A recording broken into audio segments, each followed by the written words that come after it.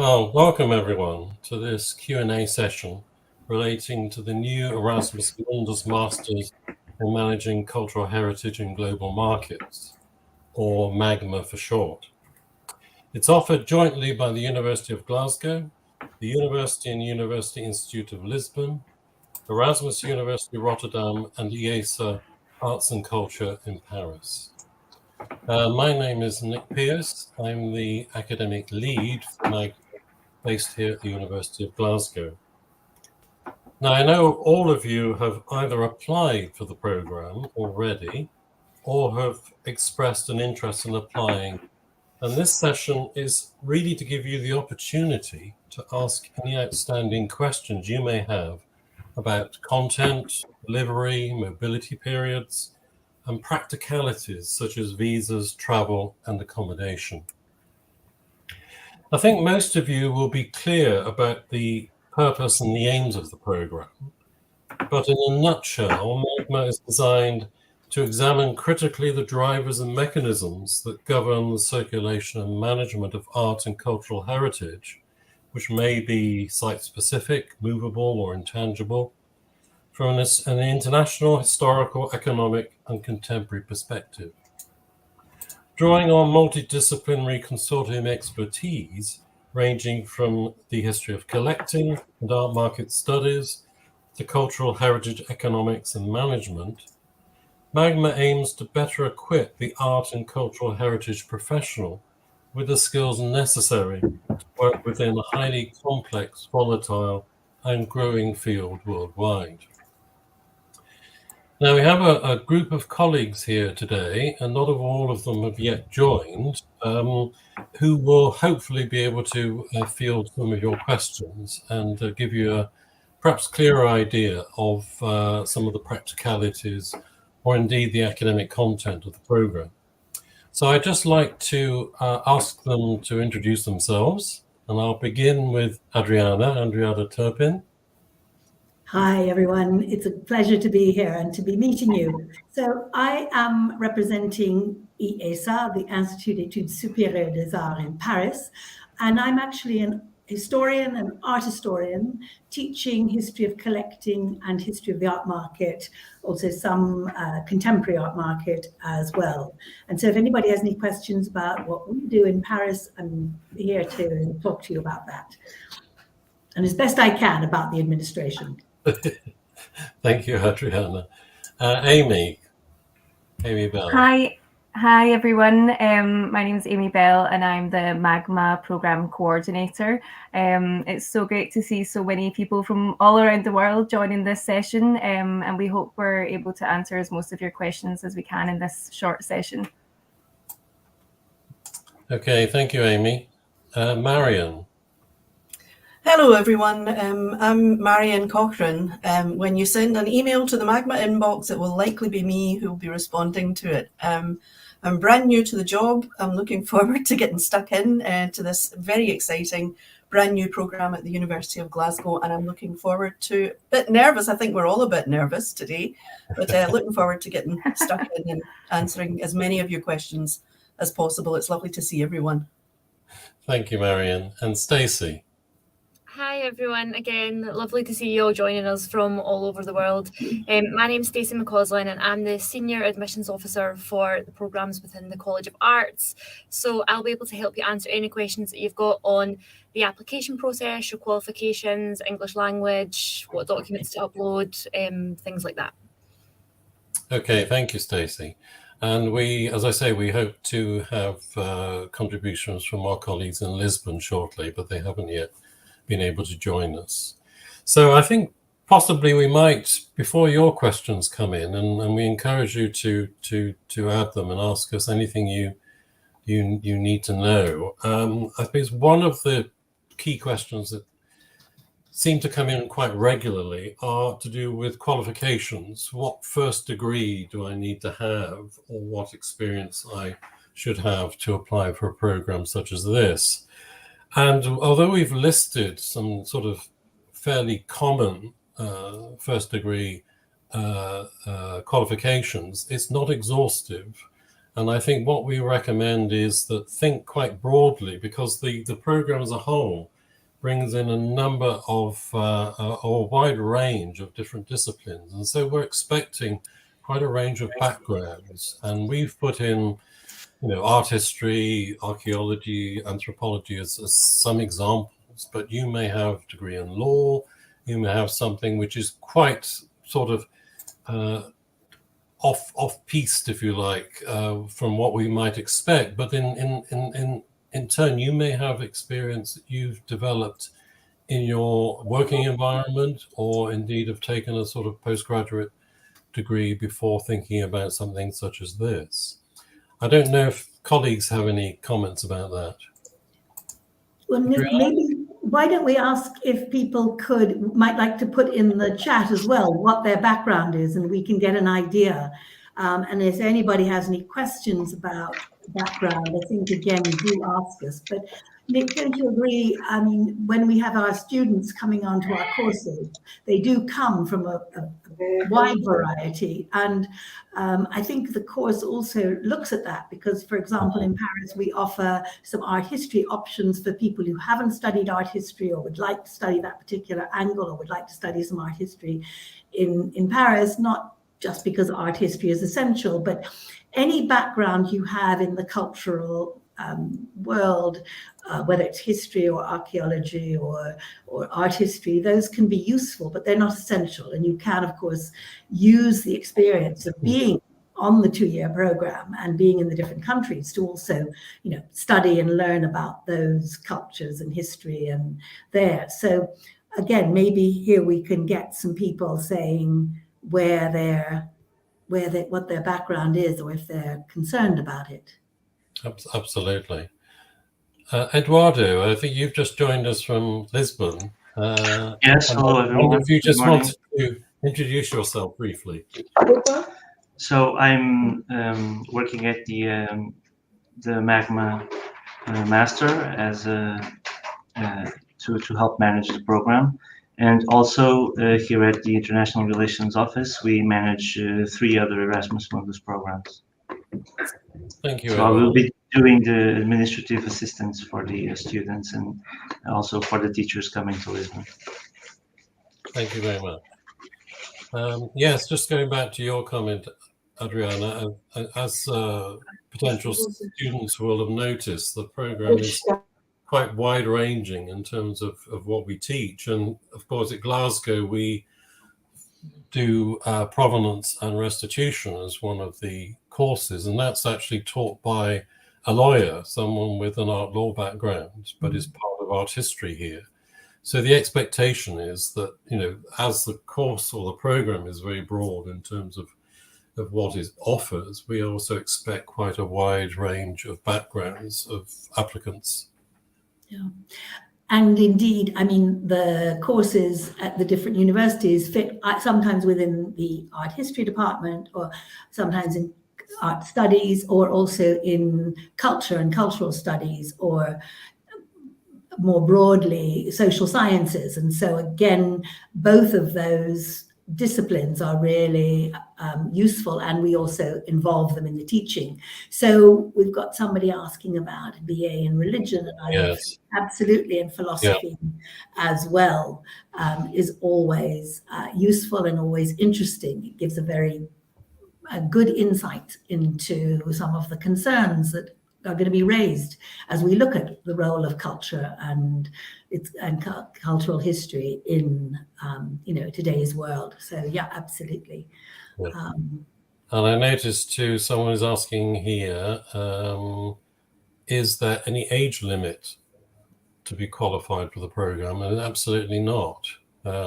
Age is not a qualification for applying for the program. So we welcome different backgrounds, and we welcome different age groups. And again, on our national programs, we have a whole wide range of age groups who join, people who are recently qualified or people who are coming back into education after a career. And that happens quite a lot. And so I think, again, people come from different experiences. And I think it's always worth remembering that experience is one of the key elements that we also try to offer on the 2-year program for those who are less qualified, because, you know, we realize that it's getting to understand how things work and being involved in the actual practice of the job that makes a big difference. So if you have had work experience before, you know, be certain to tell us about it, because it's always relevant. And so, you know, it's very good. So there are a number of questions coming in about different backgrounds. I graduated with a BS in hotel and restaurant management and worked under our tourism government office. Yes, I mean, that just shows that, you know, your first degree might not be the obvious one, but actually you've then gone on to develop that in an area that is certainly covered by the program. Yeah, because the second year, third semester in Rotterdam has an option for that track, which is possibly what, you know, you saw. And I think that's, again, partly because we see that tourism, cultural tourism, is a very important part of maintaining and heritage. And so it, again, is one of the ways in which we can look at it. There's so many different ways. So again, it's very exciting to see all the different people with their backgrounds.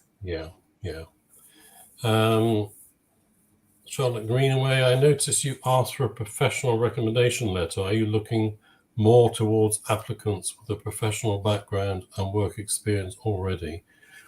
Not necessarily, Charlotte. We welcome, as I said, students with just first degrees, but also we welcome people with work experience, have had further graduate experience. You know, it's not a limitation. It's it's a bonus if you've got that, but, you know, we welcome all. Yeah.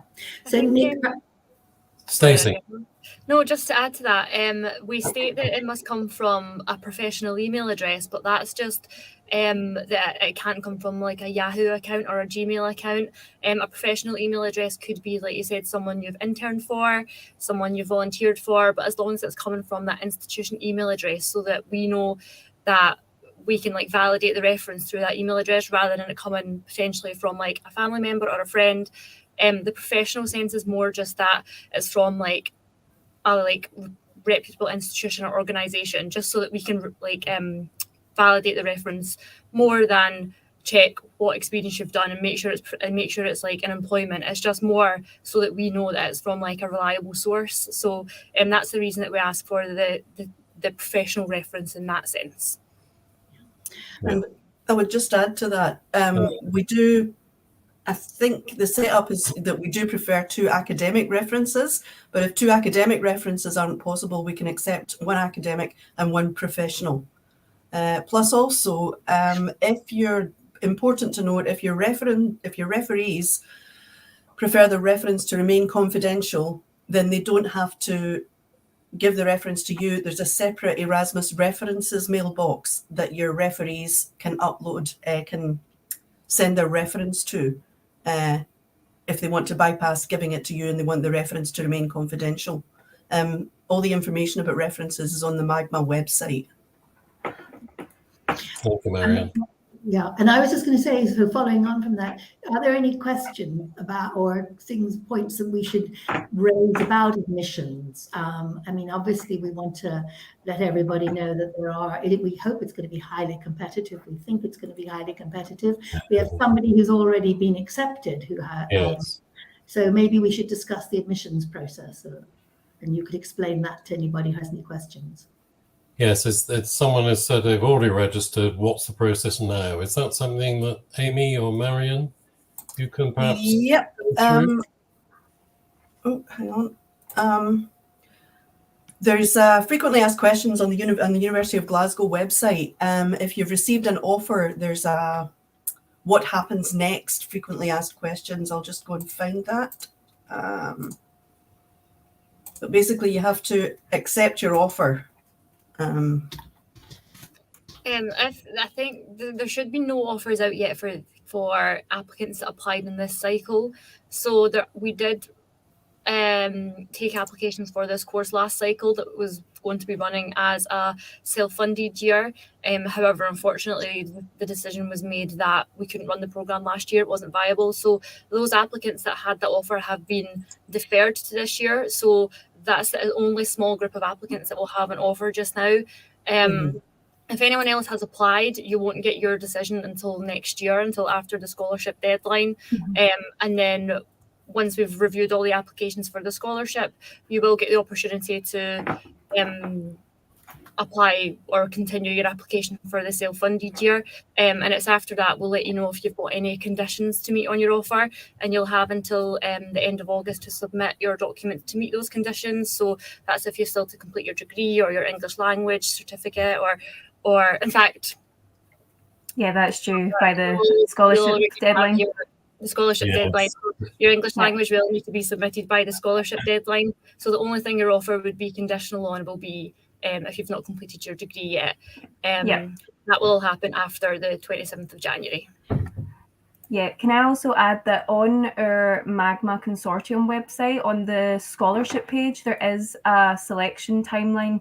So it states that the deadline for the scholarship application is the 27th of January, and then it outlines the next kind of milestones for the application process. So we do aim to inform successful scholarship applicants on or in April, the middle of April, and then after that, we will go through our reserve list and appeal process. And then following the 27th of January deadline for scholarships, we also have a separate deadline for self-funded students. So that is the 26th of July for applicants from the UK and international. And 31st of August is for EU self-funding applicants. So if you look at the MAGMA scholarship page, it does outline the selection timeline and what will happen after that 27th of January deadline. Yeah. I think that probably answers Laura's question about her finishing her bachelor's degree in Italy. I'll graduate this year. If I apply, what is the date limit to submit my university diploma? Well, she presumably is an Italian national, so she has until August, I think. Is that right? Unless she's applying for a scholarship, which is, of course, January. So. Yeah, that's correct. Sorry, carry on, Amy. No, I was just going to say that she would have to submit all final documents by that 31st of August deadline. And so she may receive a conditional offer before then, and then that would turn into an unconditional offer if she submits all of the required documentation by that final deadline. Yeah. Although the end of August is possibly cutting it a wee bit fine, because we have to have a student has to have their unconditional in order to get all their visa and travel arrangements lined up. Yeah. So if we're starting in September, that may be cutting it a bit fine. Yeah, so sooner the better, really. Yeah. Yes. These are rough guidelines, but we would definitely encourage applicants and students to get on top of this as soon as possible, because the visa process can take some time. And we do have Eduardo here who can talk a little bit more about the visa process and the timeline involved for the first semester in Lisbon. But I think the advice is to try and be as organised as possible, because there can be delays in the visa process, and we obviously want you all to be there for the start of the semester in Lisbon. Yes, there's a question from One Allow. It was stated that I need a reference letter from my present employer. Can I submit a reference letter from my previous employer, since they are more related to the program? I don't see why not. Is there a reason why we say present employer? No, that's we just usually have the most recent employer, because usually that's the thing that's most relevant to the program. And your previous employer could have been like 10 years ago. But if you feel like your previous employer is your employer before your current one is more relevant to the program and can give you a reference that can comment on your suitability for the program more, then we would absolutely encourage that. We only ask that it's not an old reference, that the reference is been written recently and is dated recently. Yeah. Right, I think our website actually specifies it has to be no older than 2 years from the date of your application. Well, that seems reasonable. Yeah. Doesn't it? I'm also from asking about how many students accepted for the September intake. Well, we have a limit of 40 students on the program in any given intake, so that might give you an idea.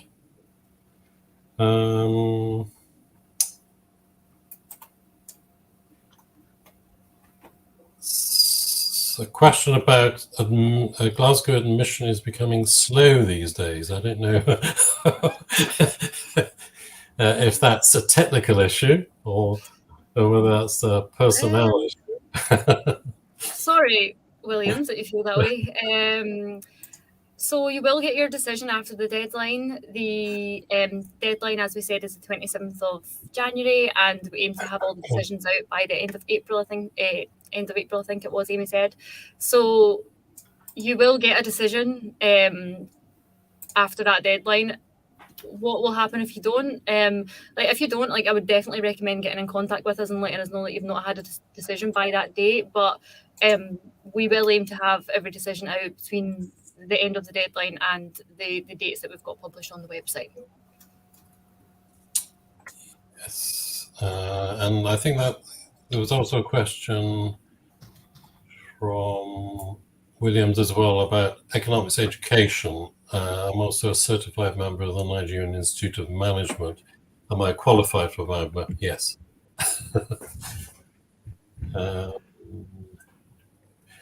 There's also a question, do MAGMA assist with documents to waive the visa fee for successful Erasmus Mundus scholarship awardees?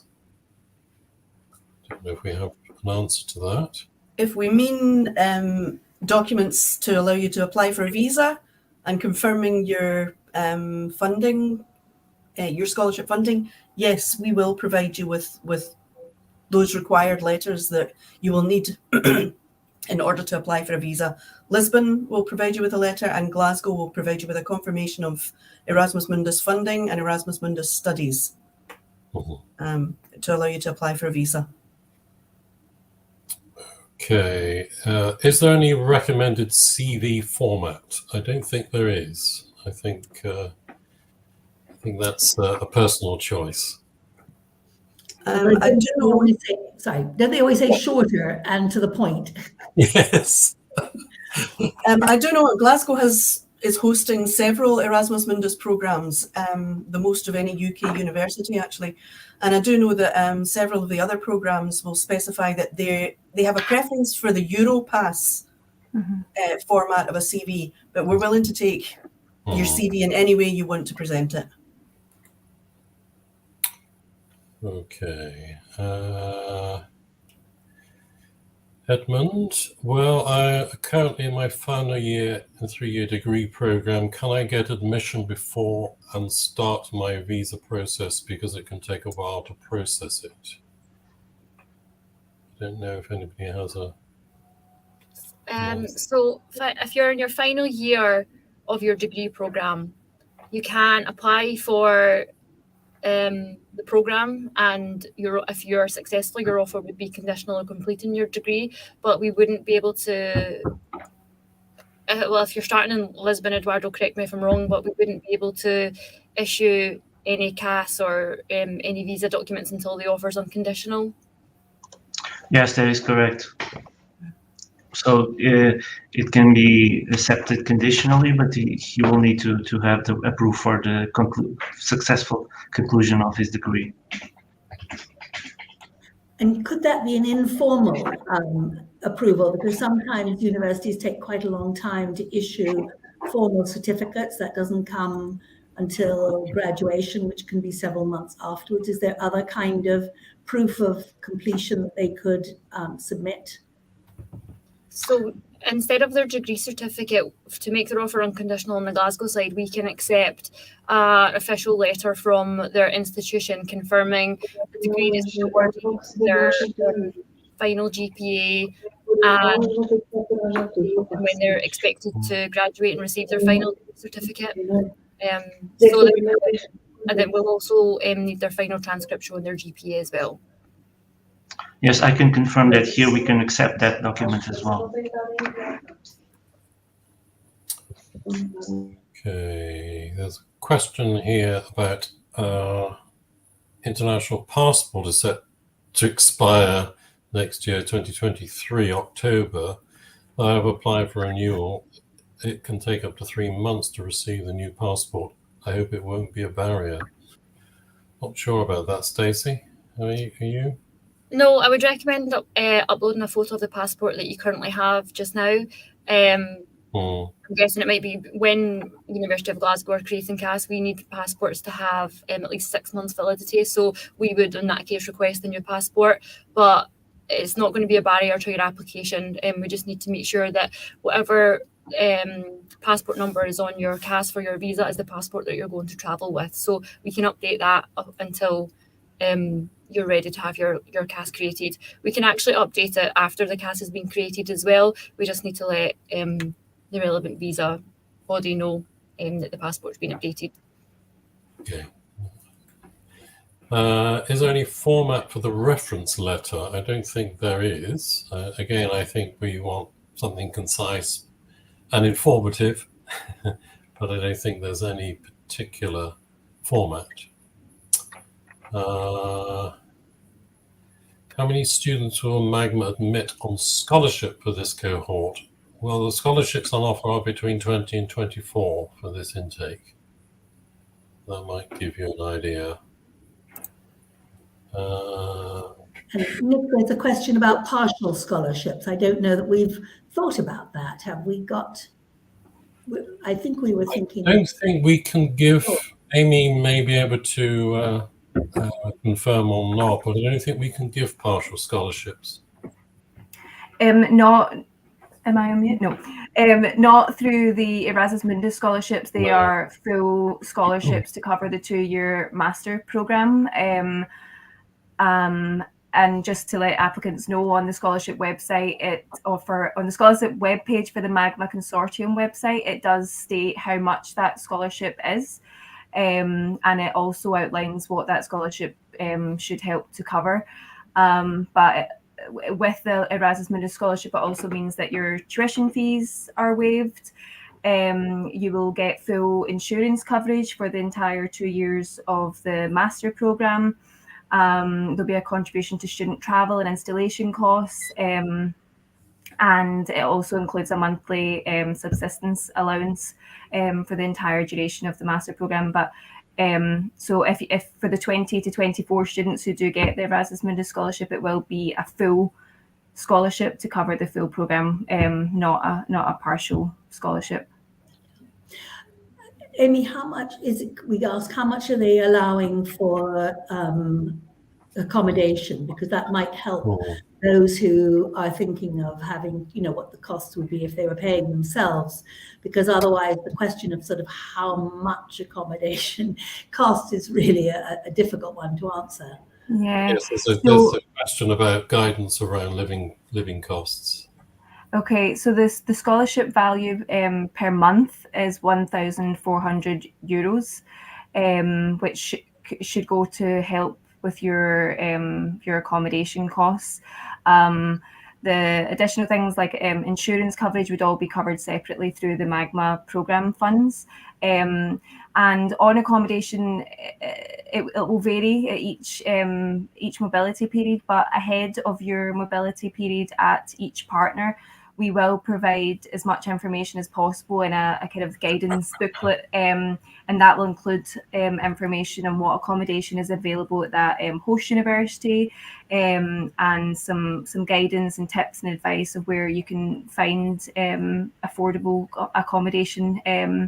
But it is on the student as well to do that research themselves ahead of going to each partner, and that's part of the Erasmus Mundus programme and the process, the application process. But Eduardo, I'm not sure if you want to talk a little bit about the accommodation in Portugal in Lisbon for semester one. Yeah, so it's as you were saying, it varies, and it's mostly up to the student also to search for private accommodation. I would make that recommendation right now. We have a university residence, but unfortunately there's not enough places to accommodate everyone, but you can apply to it. So any student that is part of the MAGMA list of accepted students can apply to our university residence. That will be the cheapest option available that they can find for certain, but there won't be any place for everyone. So prices have been on the rise here in Lisbon. Unfortunately, students can expect anywhere to pay between 350 to maybe 650 euros per month. And I would say that the scholarship of 1,400 euros will be enough for the living costs here in Lisbon for sure. But accommodation will take a large chunk of that scholarship for sure. But again, all students will receive more detailed information, as well as a number of search engines, websites, specific recommendations about accommodation a little bit closer to the or after they are informed of their acceptance to the program.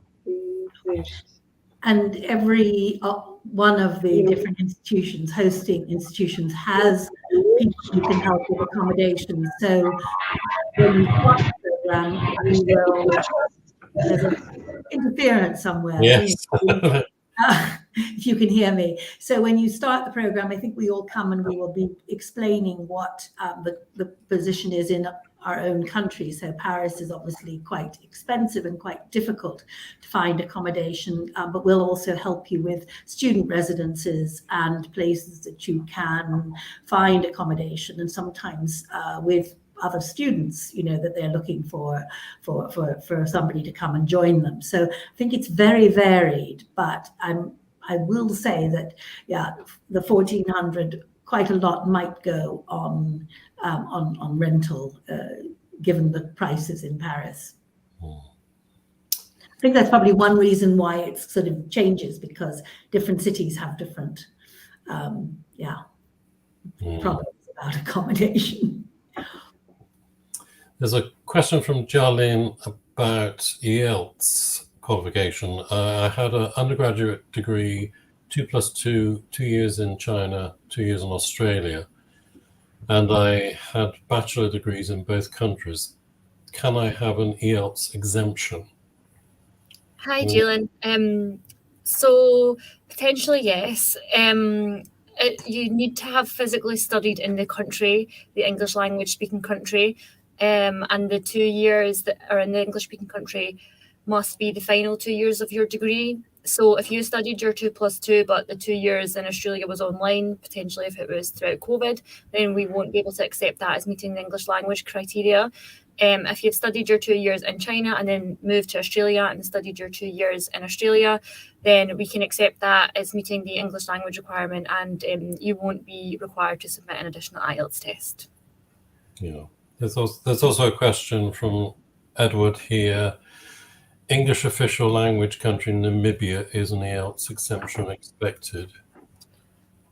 So with our English language speaking countries, we refer to the UKVI accepted English speaking countries, and Namibia is not listed as one of those countries. So we would expect that you upload an English language test with your application. Okay. Just a question from Supriya in India. I've applied for the program this year, but I didn't get any response. Can I know when the results will be announced? I'm not sure about responses, but after January, the end of January, when the scholarships are selected. Is that right, Amy?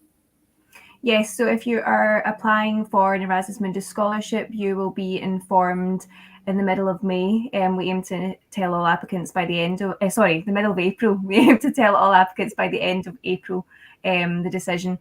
And if you're applying as a self-funded student, Stacey, correct me if I'm wrong, but it will be after the deadline, the application deadline, they'll be informed.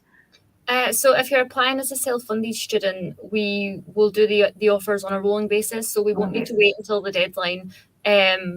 But obviously, given that the start of the year will be very busy with the scholarship applications, it's likely that it'll probably be after April.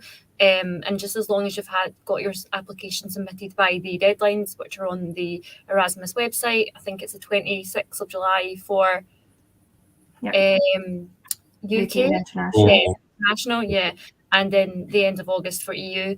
Then we'll review your application hopefully within the 28 working day turnaround time. Okay. No. Okay. There's another question about IELTS. Yes. That maybe Stacey could answer about whether it's an overall score, or are we worried about particular areas of it? So the IELTS requirements are 7 overall and no subtest less than 6.5. And unfortunately, if your score is in your subtest is under 6.5, I think you've said you've got 6, then that wouldn't meet the requirement. So your application for the scholarship would be rejected. So I would recommend resetting the test now to hopefully increase your score and upload that certificate with your application, or an alternative test that is equivalent to that score in IELTS. And then a number of people seem to be interested in the jobs and placements. So maybe we should talk a little bit now about, if we've answered all the questions about applying. I'm sure there'll be more, but anyway, maybe we could think about the year itself and what we do during our, there's another IELTS question coming in. Maybe we can just answer that in the chat. We could talk a little bit about, the year itself and how the program, what kind of job opportunities there are. Maybe, I can talk about ESA, but maybe, Eduardo, do you want to talk about Lisbon? Do we want to answer the IELTS? So question first, maybe. If my native language is Spanish, but I have studied 5 years in an English-speaking country, United States, would that suffice? Hi, Melina. Yes, if you've got a degree from the United States and you studied physically in the United States for 5 years, then that would meet the requirements for English language. Okay, thank you. Eduardo, do you want to say anything about placement opportunities, perhaps in Lisbon? I know that there are possibilities there in the first semester. I think I can bet. Unfortunately, I'm not really familiar with the more academic parts of the program, but for sure I can maybe take the contacts of the students and get back to them, or Alexandra can speak to them as well about that.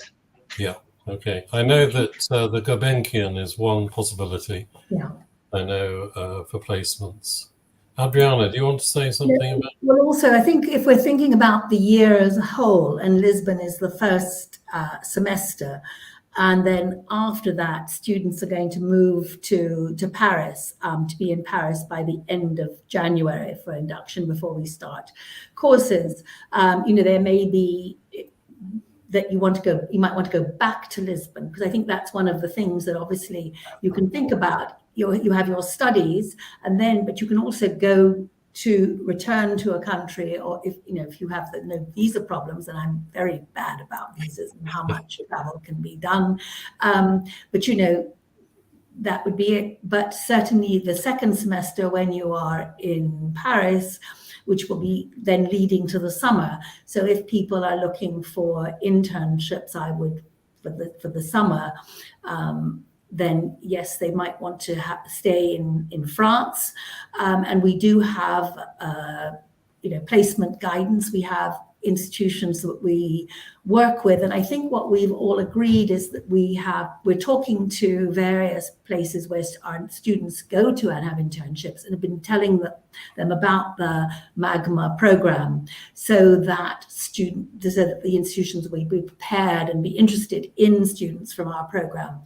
One of the problems in certain countries, and France is one of them, is, how well do you speak the language? And there are obviously fewer places in France, although there are more than there used to be, where interns can work without speaking French. So I think that's something you need to think about if you're interested in placements, is, what your languages are.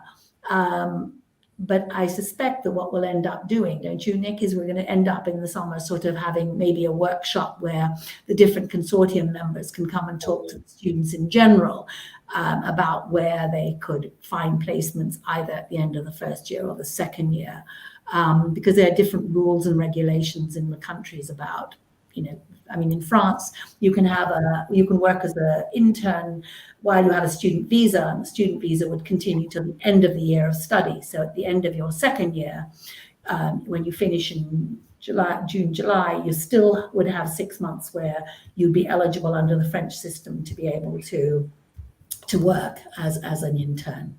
So, that's something I think we need to really address, but and I think a workshop or something like that in the second semester, really, with everybody pooling their information together, probably be the most useful for everybody. Absolutely. And the first summer schools will be based in Glasgow, so that gives the students the opportunity to actually come to Glasgow. And those will be there'll be two strands, two options, one working with the Hunterian, which is the University Museum and Art Gallery, offered by them, and also one offered by the Smithsonian Cultural Rescue Initiative, looking at heritage protection and cultural rescue.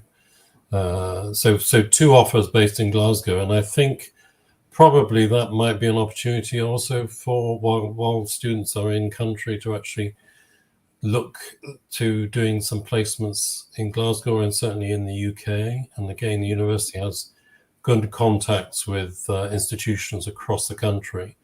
So that again is a possibility, I think. And Nick, I think we should also think about the fact that, when students are on the program, they will be meeting students in other courses. They'll meet alumni in other courses. And I think one of the really important things for anybody looking for the job, either intern while you're doing the course or after, or even seeking for, proper employment, is that, the best network is alumni. And we use that a lot. Alumni are usually very happy to help advise or help even, introduce students. And I think, again, those kind of things where you can meet alumni, workshops are absolutely one of the things that would make this program so interesting, because you can do that in the different countries. And so, we could introduce you to different people. Our students work all over the world because, as with many of the programs, the students are international, and therefore, they go back to their home countries, they set up projects, they're looking for interns. It's a sort of rolling basis, don't you think? I think that's what we found. No, absolutely. There is a question here, came from Juan about are there additional fees if we apply for summer school, and is it covered with the MGM scholarship? Amy, you can probably say something about that in part, isn't it, I think, is the answer. Yes, if they have a Erasmus Mundus scholarship, then the fees are covered if you choose to take on the optional summer or winter school. To add that we do have an optional winter school in Mumbai. So yes, it would be covered, and the summer school provider would also help with setting up and reserving an accommodation for the students on the summer school program as well. Yeah. Okay. Tolomini is asking, will free language classes be provided? Those are certainly on offer, aren't they, for the different semesters in country. So I think the answer is probably yes. Yeah, certainly in Paris, we will offer French to all students, but it will be at a preliminary level, although the teacher is very good at dealing with students who have different language background, it would be more for people who are starting. So I think if you had very good French already, you wouldn't want to take that class, but you might want to go to the Sorbonne, where they do a lot of different types of English classes, and take a very advanced English class. And that we can help with, putting you in touch with places that offer that kind. And I know that Rotterdam offers also a variety of languages. They offer perhaps more than we do, because I think being in Holland, you can move into different languages. So if you wanted to experiment with learning, a different language, you could do that. So, I mean, we don't offer other languages apart from French, although we have, and something we should really be thinking about, I suppose, is offering everybody language classes in some of the more important new emerging markets. Don't think we've got there yet.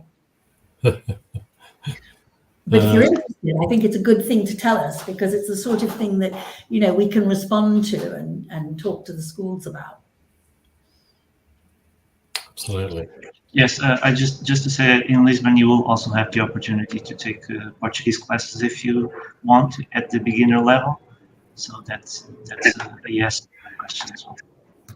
And Eduardo, do you offer other languages too? We do. We have other languages in our soft skills labs, and students will be able to do that as well. I'm not sure if, other than Portuguese, those other languages would be free for students, but I can definitely confirm that Portuguese would be free for sure and offered to the students if they so want.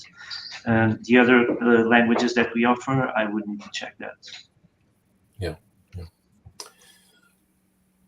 There's another question from Juan Alao. Are the 2 tracks for summer schools held at the same date?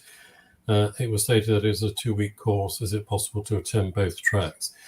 They are offered at the same time because there are limited places on both tracks, particularly the Hunterian one, where it's not very much object-based. So the answer is you would have to choose between one or the other, I think, although they would be operating at the same time, but there's a possibility of a week where the 2 groups meet and exchange information and experience and do presentations. So there's a certain overlap, but they are intended to be 2 separate strands.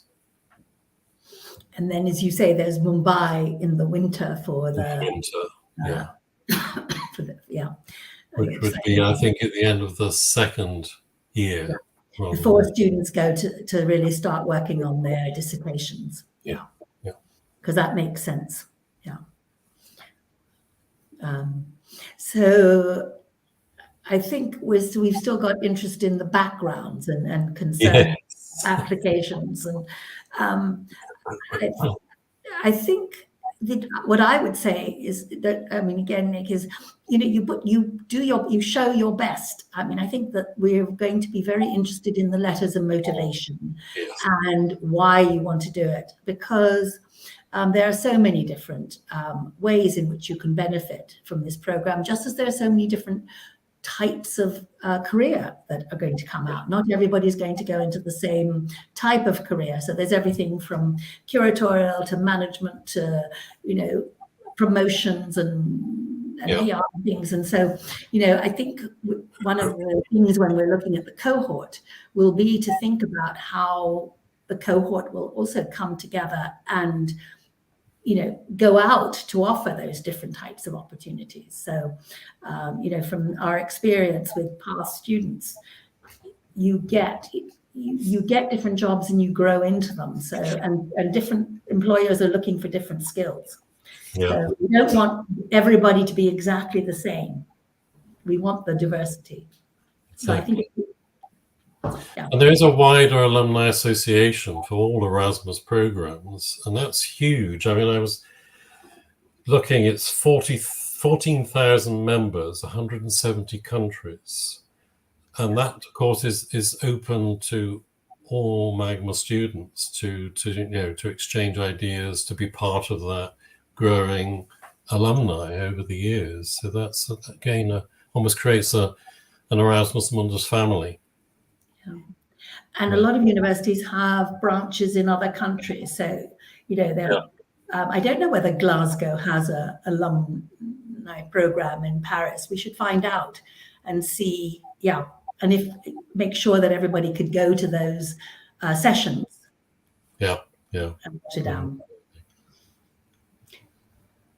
And what you were saying, there was a question about what you were saying, Adriana, about backgrounds.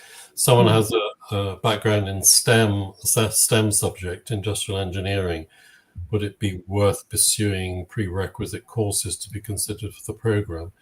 And I think you have to demonstrate why you want to do the MAGMA program in your application. You may have a STEM background, and that may be relevant to what you want to study in the MAGMA program. But I think it would be your letter, your personal statement about why you want to do it and what your current qualifications are, because you haven't mentioned here why you actually want to do such a program. So I think we would look not just at the first degree, but actually your motivation.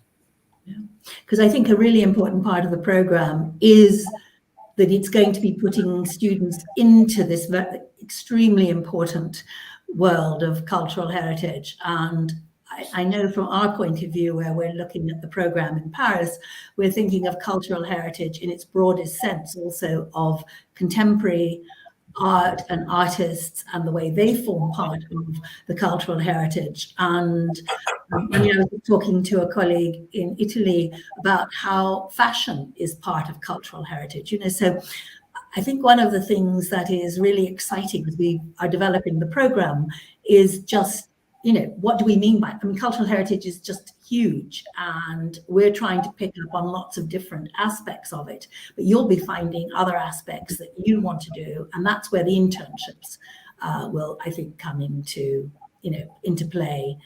But it's really exciting talking about these things. It gets me all ready to go. I'm ready to start when we go. It's going to be hard waiting until September, but we've got a lot to do. So this is really useful, just also in thinking about things that will be useful for students. So thank you all. That's really helpful. Yes, there's a question here about, can we connect and chat with the program's alumni? Well, we don't, because ours is a new program. There are no alumni. You would be the first intake, but presumably you can connect with the broader association. Is that right, Marianne? Yeah. They're saying that Glasgow has a social media and information, so that useful. And I think we ought to do it for everybody. We should put that out to everybody, where our alumni are, or where we have sessions which they could join before they come on the course to get more information.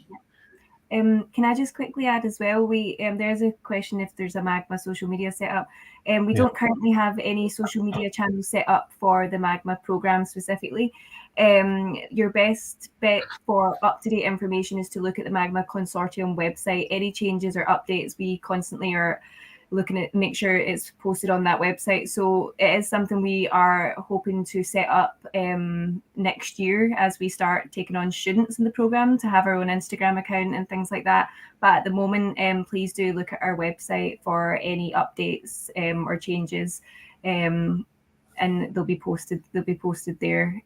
All of the partner universities have their own social media channels as well, and you'll be able to go on there and see what's going on in each university. I can see some links are coming in the chat function as well.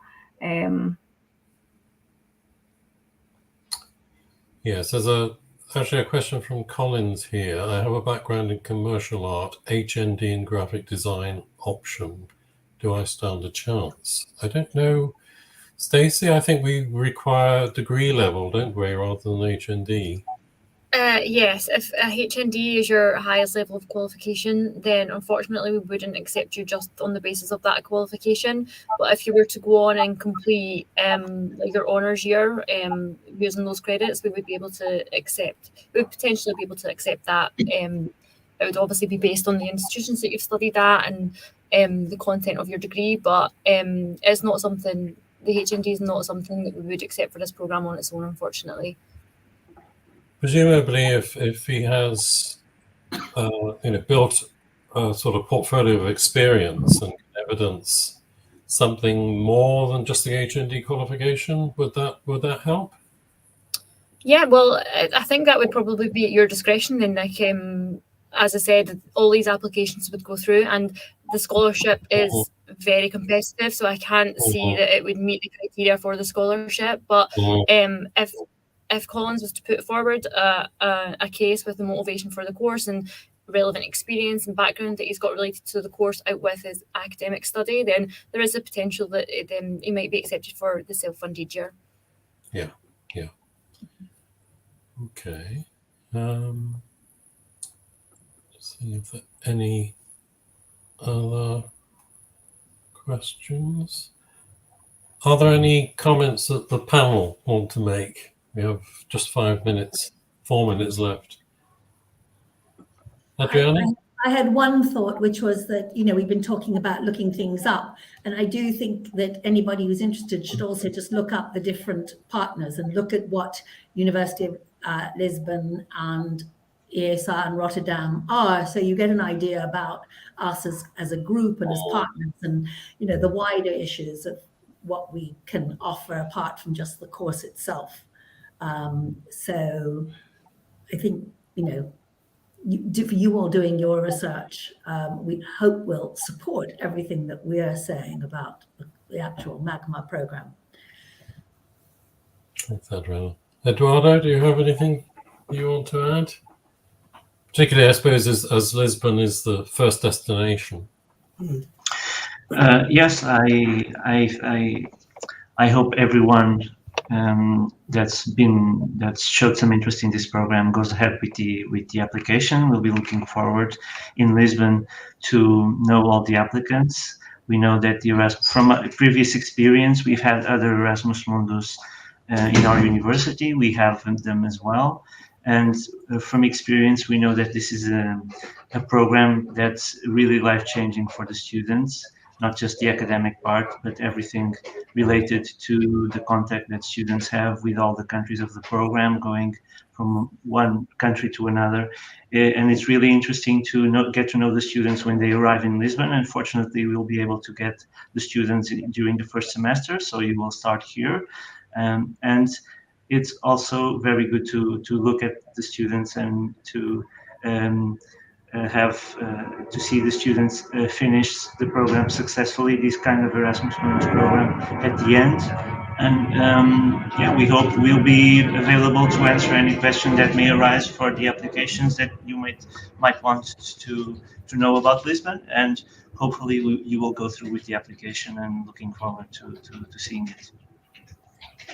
This is one quick question we might be able to answer. Is from Melina. Is it possible to get multiple sources of funding as for scholarships? It's been answered in the chat. So okay. Yeah, fine. I missed that.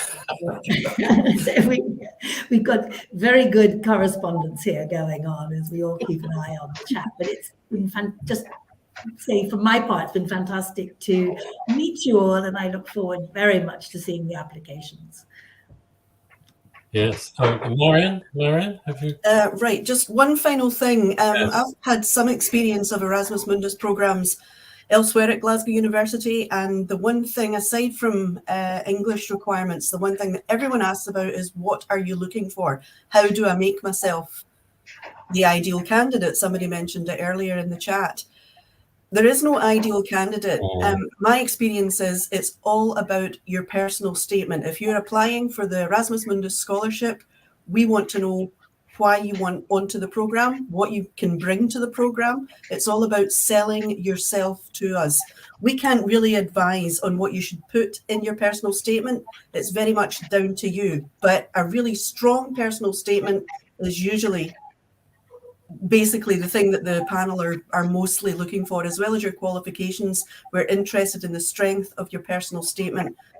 So impress us, basically, is what we're looking for.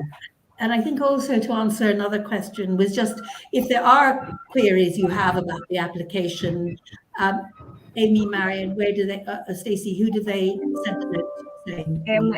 Any questions at all about the programme, admissions, academic, anything, please direct them to the MAGMA inbox. So it's magma@glasgow.ac.uk, and we can post it on the chat as well. And just to say for myself, best of luck to everyone with their applications. We're really excited. We hope you can all tell that. It's going to be such an incredible programme and such a great opportunity, not just the academic side, but also the mobility periods and being able to travel to several different countries all in one master programme is really, really exciting. So please do your research on the website and please get in touch with any other questions before you submit your application. Yes, I'd like to echo Amy and in fact all my colleagues' comments and before I close and look forward to seeing at least some of you in the September intake in 2022. And all of them as applicants. So. Yes. Good luck, everyone. Great. Thank you for attending. Thank you. Thank you.